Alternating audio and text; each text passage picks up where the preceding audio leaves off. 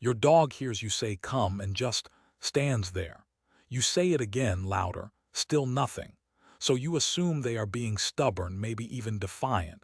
But here's the thing. Your dog isn't ignoring your words. They're reading something far more precise.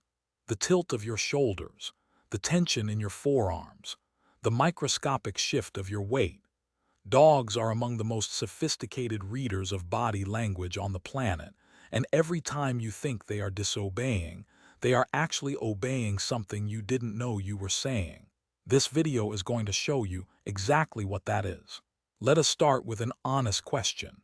How many times have you repeated a command, got frustrated, maybe raised your voice a little, and walked away feeling like your dog just doesn't listen? If that number is more than zero, you are in the right place, and you are definitely not alone. Most people come to dog training believing it is a language problem. They think their dog doesn't understand the word sit well enough or hasn't heard stay enough times to make it stick. So they repeat the command. They say it louder. They say it with more authority. And the behavior either doesn't improve or it gets worse. But the actual problem isn't linguistic at all. It's physical. It's biological. It goes back millions of years to how dogs evolved alongside humans, developing a near supernatural ability to detect intention through movement and posture, long before a single word was ever spoken between species. What we are going to cover in this video sits at the intersection of animal behavior science and practical training. We're going to break down something called the accidental double signal, which is exactly what it sounds like. You're sending two signals at once and they contradict each other. And your dog, being the perceptive creature they are, is picking up on both. By the end of this, you will not just understand why your dog seems to ignore you. You'll understand what they are actually responding to. And that shift in perspective changes everything. Let us get into the mechanics of what's actually happening. When you give your dog a command, you probably assume the command is the word come, stay, sit, the verbal cue. That's the instruction. But from your dog's perspective, that word is just one layer of a much richer signal. And here's the uncomfortable truth. It's often the least reliable layer. Dogs didn't evolve reading books. They evolved reading bodies. For tens of thousands of years, they tracked human hunters, lived inside human social groups, and learned to predict human behavior based on posture, movement, and micro-expressions. The voice came later. The body was always first. So when your verbal cue conflicts with your body language, your dog doesn't get confused and randomly pick one. They almost always default to the body, every single time. Let us break this down into three specific mechanisms, because once you see them clearly, you cannot unsee them. The first mechanism is spatial pressure and the come command. This is probably the most common accidental double signal in existence, and it happens to almost every dog owner at some point. Here's the scene. Your dog is across the yard. You call them. Come. Maybe you even crouch down a little, lean forward toward them, extend your arms. You're trying to look welcoming, enthusiastic, engaged. But here's what your dog is actually reading. You leaning forward, closing the distance between your body and theirs, is spatial pressure. In canine body language, moving toward another animal signals pursuit, challenge, or encroachment on space. It's the same posture a dog uses when they are about to chase something. So while your mouth is saying, come here, your body is saying, I am coming at you. And for a dog that is even slightly sensitive to social pressure, those two signals create a paralysis. They do not know whether to move toward you or away from you, so they often just freeze. Or worse, they take a few steps backward, and you interpret that as stubbornness or a lack of training, when actually it is a completely rational response to a contradictory message. The fix isn't complicated once you understand the mechanism.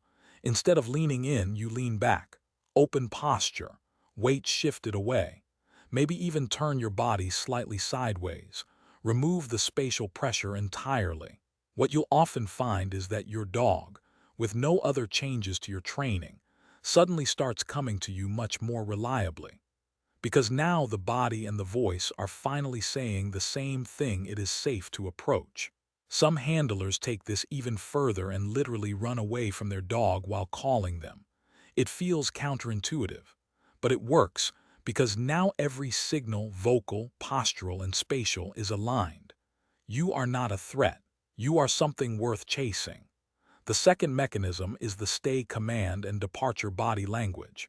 This one is subtler, and it causes enormous confusion in training because owners genuinely cannot feel themselves doing it.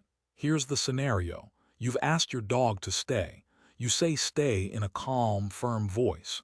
You hold up your hand in the classic stop signal, and then, even before you've taken a step, your dog breaks the stay. You're confused. They were doing so well. What happened? What happened is that your body weight started moving before your feet did. Think about how you physically leave a position.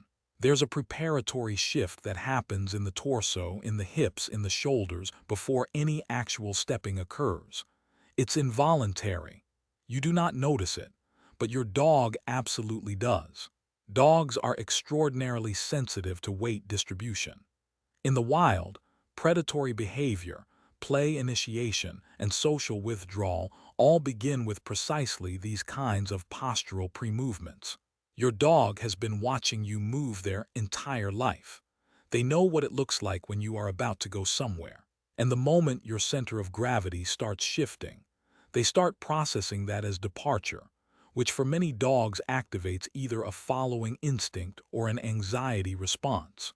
So by the time you've said stay, your body has already communicated, I am leaving. The word arrives too late to override the signal that was already transmitted through your posture. This is why working on stay in close proximity first, with exaggerated stillness in your own body, is so foundational. You need to teach yourself to be physically committed to stillness before you even give the verbal cue. Your dog needs to see your body and your words in complete agreement. Only then can they hold the stay with confidence, because there's no conflicting information pulling at their instincts. And here's something worth sitting with. When your dog breaks a stay, they are not being disobedient. They're being accurate. They're reading your real intention, which is to leave, and responding to it. The training gap isn't in their understanding of the word.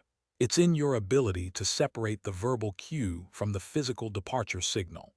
The third mechanism is the one most trainers do not talk about enough: facial microexpressions and hand fidgeting during high-stakes moments. This is where things get genuinely fascinating and a little humbling. Your dog spends hours every day studying your face. Research in animal cognition has shown that dogs are one of the very few non-human species that preferentially look at the left side of a human face, which is the side most directly linked to emotional expression in humans.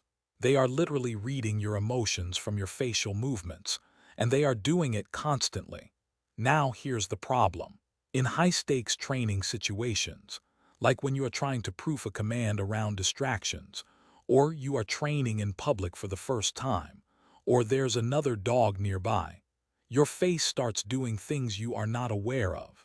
Your brow tightens slightly, your jaw sets, your eyes narrow just a fraction, maybe your lips press together. These are micro-expressions of anxiety, doubt, or anticipatory tension. You're feeling unsure about whether your dog is going to perform, and your face is broadcasting that uncertainty before the command even leaves your mouth. And your dog reads it. They feel the tension in the air shift. And because your previous emotional state is now associated with this training context, they start associating the command itself with a feeling of tension or unease. Over time, the command stops being a neutral cue and starts being a signal that something stressful is about to happen, which makes them less likely to respond reliably, not because they've forgotten the behavior, but because the emotional context around it has become clouded. Hand fidgeting is the same phenomenon in the extremities. When you are anxious about a training moment, your hands often move. You might adjust your grip on the leash repeatedly, shift your fingers, Make small movements near your body. From your perspective, these are meaningless. But your dog's eyes track hand movements with remarkable precision, because hands are historically the source of food delivery, leash corrections, and physical interaction. Movement in the hands signals that something is about to happen. Uncertain, repeated hand movement signals that you do not know what's about to happen. And uncertainty in the handler is the single most destabilizing thing for a dog's performance. Dogs do not just want clear commands. They want a clear emotional signal that you know what you are doing, that you are not worried about the outcome, that this situation is safe and predictable. When your microexpressions and hand movements say otherwise, your dog is left trying to navigate a training moment without the one thing they need most, which is a calm, confident anchor. So let us pull all three of these together because they compound. Imagine you are trying to recall your dog in a distracting environment. You call come. You lean slightly forward because you want to look encouraging. Your dog hesitates, and in that hesitation your hands start adjusting on the leash. Your brow tightens, and your weight starts shifting because you are about to take a step toward them to help prompt the behavior. And in that one moment, you fired all three accidental signals simultaneously. Spatial pressure pushing them away. Departure cues destabilizing their trust in your stillness. And micro-expressions broadcasting your anxiety about the whole situation. Your dog is now receiving a command from your voice and three contradictory messages from your body. And you wonder why they are not coming. This is not a training failure. It's a communication mismatch. And the most important thing you can take from this is that the solution isn't to try harder, speak louder, or repeat the command more times. The solution is to get quieter, more deliberate, more physically intentional. Start practicing commands in low-stakes environments specifically to notice your own body. Ask someone to film you. Watch what your posture does when you call your dog. Watch what your hands do when you give a stay. Notice where your weight goes before you move. You will be surprised and probably a little unsettled by how much your body is saying without your permission. The dogs who seem naturally obedient are often just dogs whose handlers have accidentally achieved body-voice alignment. They're not doing anything magical. Their commands work because there's no static in the signal. And once you understand that, training stops being about repetition and starts being about clarity. You stop asking yourself, "Why will not my dog listen?" and start asking, "What am I actually communicating?" That shift alone is worth more than any number of repeated commands. Your dog isn't reading your mind, but they are reading something remarkably close to it. They're reading your body, your tension, your hesitation, your confidence, your doubt. They're reading the truth of what you are about to do, often before you've consciously decided to do it. That's not stubbornness. That's brilliance. Take some time this week to just watch yourself train. Seriously, set up a phone, record a few minutes, and watch it back. Not to judge yourself, but to see what your dog sees. Notice where your weight goes. Notice what your face does when your dog hesitates. Notice your hands. You might be surprised what you find. If this video shifted something for you, even just a small reframe about why your dog responds the way they do, share it with someone else who's been frustrated with their dog's behavior. Because understanding usually travels faster than blame. And the more owners who see their dogs as perceptive rather than defiant, the better it gets for everyone involved. Keep going. You're closer than you think. Thanks for watching. If you loved this video, scan the QR code on the screen right now to subscribe and join the Pawsome Life family. Give your dog a belly rub for us, and we will see you in the next video.